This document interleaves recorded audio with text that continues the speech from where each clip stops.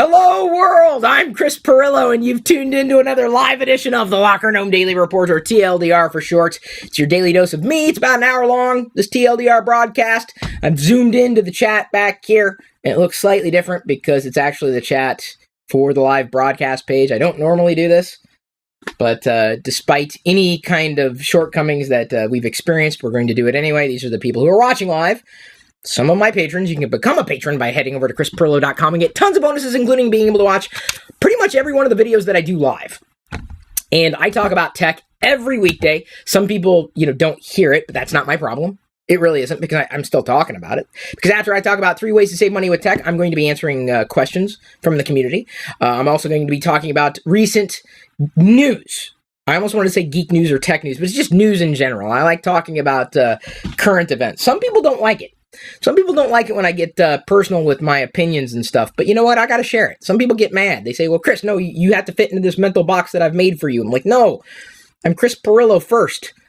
I'm interested in more than one thing. I'm interested in things. I'm not a real doctor, but I am a real worm. I am an actual worm. The first way to save money with technology is don't upgrade. Now, I know this seems to be obvious, but you may have this thing called FOMO. This is a real thing. FOMO, F-O-M-O, the fear of missing out. Someone, let's say a friend, a neighbor, a relative, or maybe even a complete stranger online, may have the latest thing, but that does not necessarily mean that you need the latest thing. You don't. What does that latest thing bring you? I look very critically at any new version of a product and have to decide whether or not it is worth spending the money on if what I have is working fine.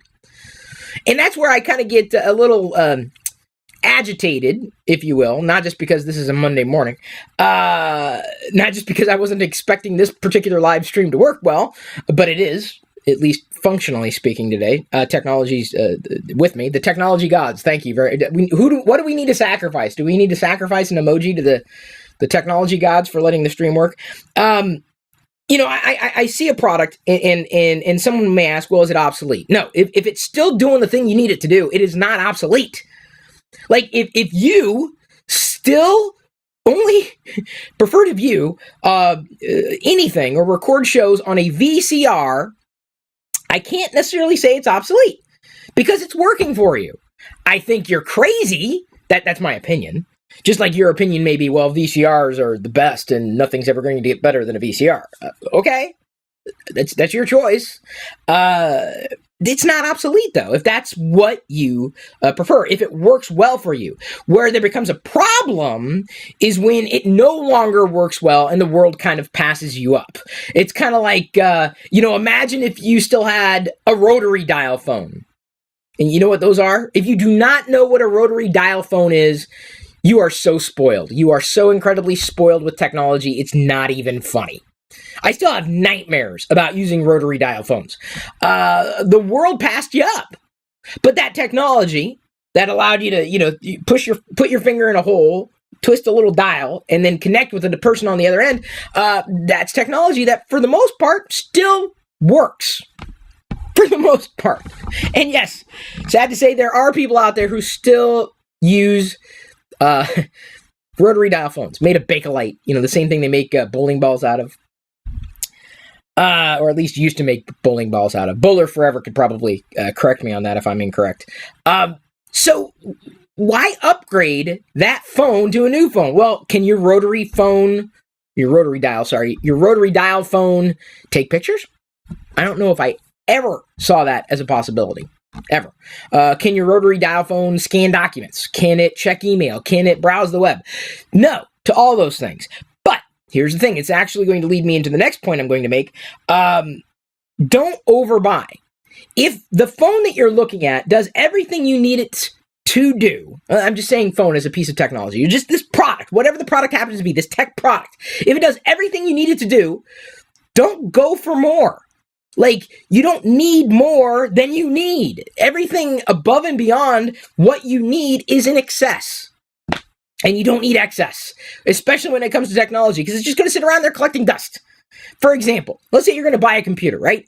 And you say, oh, well, this one is 128 gigabytes, and this one is 256 gigabytes. I don't know what a gigabyte is, but 256 is greater than 128. Therefore, I'm going to go with the 256. Well, okay. First of all, we'd probably, in this instance, talking about the storage capacity within that computer.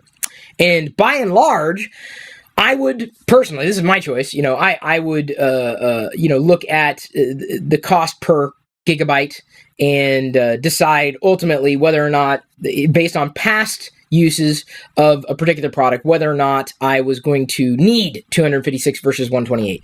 And that leads me to the third point. It's not just overbuying, but analyzing what it is that you're using today. Those two kind of go hand in hand. Because if you don't know how you're using technology today, there's a great chance of you overbuying technology.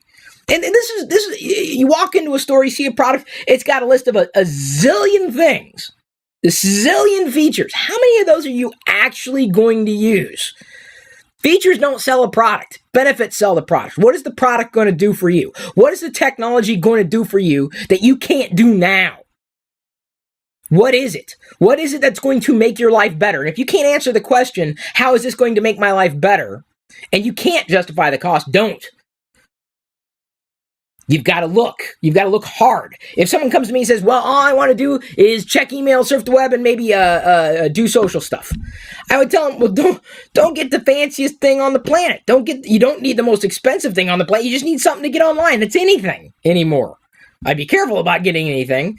But still, why would you go for a massive capacity option, like, huge, this much versus this much, if you're not even going to use this much?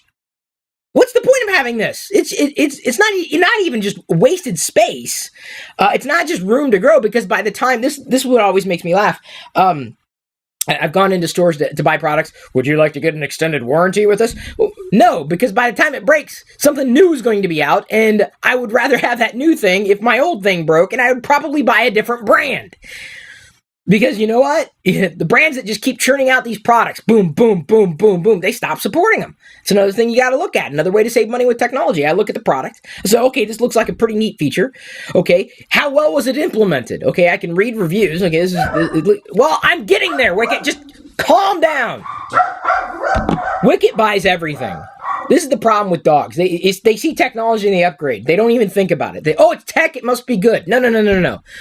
There's the feature, and then there's the implementation. And it may seem like, on paper, it may seem great. Like on a little list for marketing, it does this. But does it do it well? I don't want something that just does something. I want it to do it well. Wicked just wants things.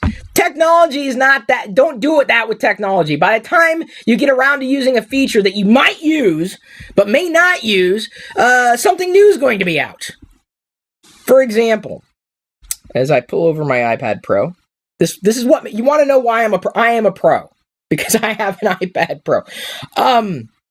Big screen. It is something that I think people who are inclined to draw on screens or interact with screens with a stylus, a pencil, an Apple Pencil, they may be interested in.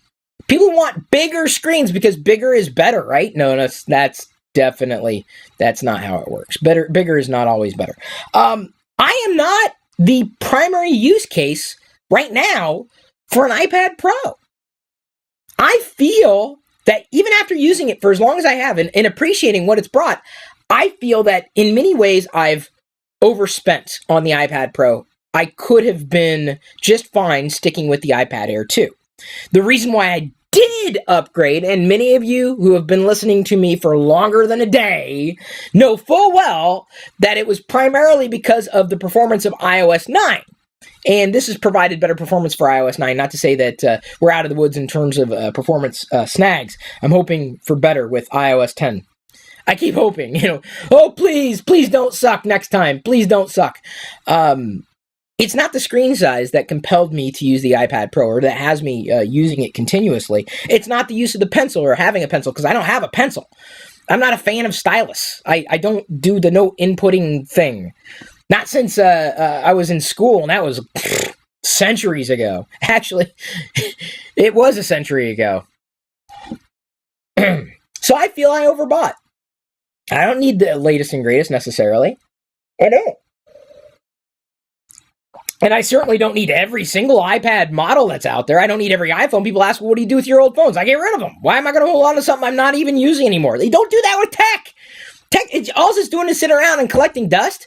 That's the thing you got to think about to save money with technology. Look at what your patterns are now. Look at what you have now. Look at what you got and you stopped using and you never used. But you got it thinking, well, maybe at one point in the future, I will need to store a big file. Maybe I'll need to do something that I probably will never need to do, but I'm scared that I won't be able to do it. Think about your patterns. It's another tip. I don't know if I'm on 3 or 4 or 5 or 17, whatever number I'm on. Think about your patterns. Think about what you use now. That is going to ultimately dictate what you need versus what you want. And there's a difference, right? You can want this, but what do you need? And that's where you're going to save money. Thinking about your needs and where you're not being served. Here's an example. You could go to a tool store. Tech tools, they're pretty much synonymous as far as I'm concerned. So I could go into the store and buy all of these bits. I don't mean yes, no, yes. Although that would be great. I would love that. I would love a little thing that I can have on the desk that I press a button and it tells me yes or no. I ask it a question and I press the button and it goes yes or no. That would be a great app, but it'd have to be the bit. You know what I'm talking about? If you have no idea what I'm talking about, oh man, you're missing out. I know Michael White knows what I'm talking about. I know that. So I'm talking about bits. You put it in the screwdriver. That thing. The bit that you put on the end to go into the slot on the thingamajig. The bits. Did I say this was a Monday morning? Have I said that yet? I could buy all the bits for the possibility that I may need that bit. But what are the chances of me needing that bit? What are the chances? I don't buy all the bits in the stores. I could use all the bits. They're interchangeable. I could put them in my my ratchet set that I have. But that's the thing. I ended up just getting a little kit that didn't have all the bits, but it had the most popular bits in this little set that I got for.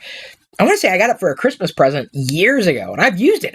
Regularly. Because it has pretty much all the. I'm not going to say shape, sizes, and colors, but pretty much every bit that I might need, minus one. And you might remember when we upgraded the LG HD TV, the 4K TV that's in the master bedroom. We needed a security bit, which I didn't have because I didn't need it. But when I needed it, then I got it. You see what I'm saying? I could have bought them all up front. I could have bought all the bits and wasted all of that money. And how many of those bits am I ever going to use? Maybe a few.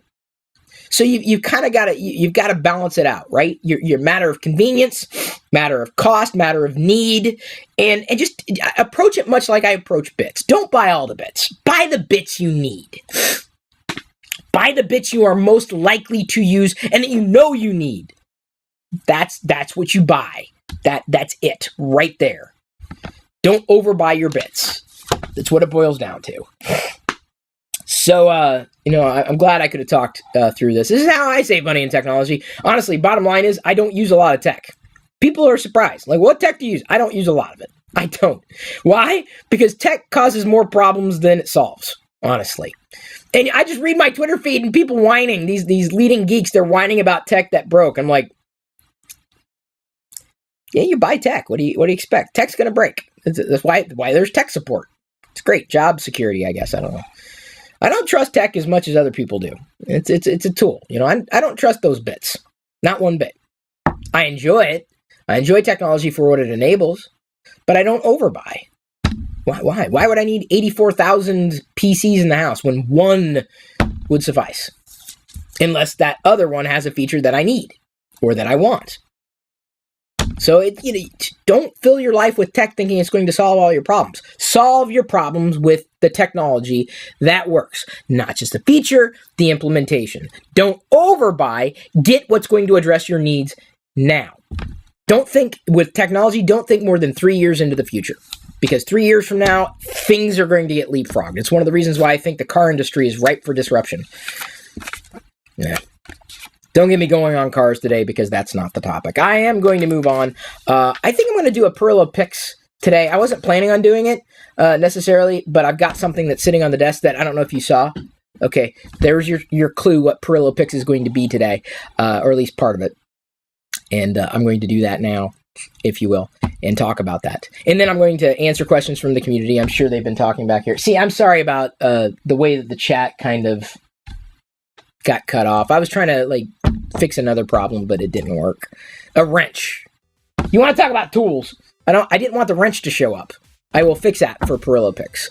And then after that, I'm going to be talking about today's news. There's some interesting news that has come down the pike over the weekend. Some of it geeky, some of it techie. Very excited to talk about one of the things, actually. But that's with the patrons. You want to become a patron and hear me talk more about technology every single freaking weekday? Head over to chrispirillo.com. Oh, I'm out of coffee. Today's free podcast highlight was brought to you by all of my active patrons from chrispirillo.com. If you want access to the full TLDR episodes, both audio, video, past, present, and future, which can be up to an hour long or longer, with even more tech insight from me every weekday, plus other bonus content without ads, and support me at the same time, you can sign up to become one of my supernomies too. This is just a brief taste of what I'm producing for you daily. Again, get more through chrispirillo.com.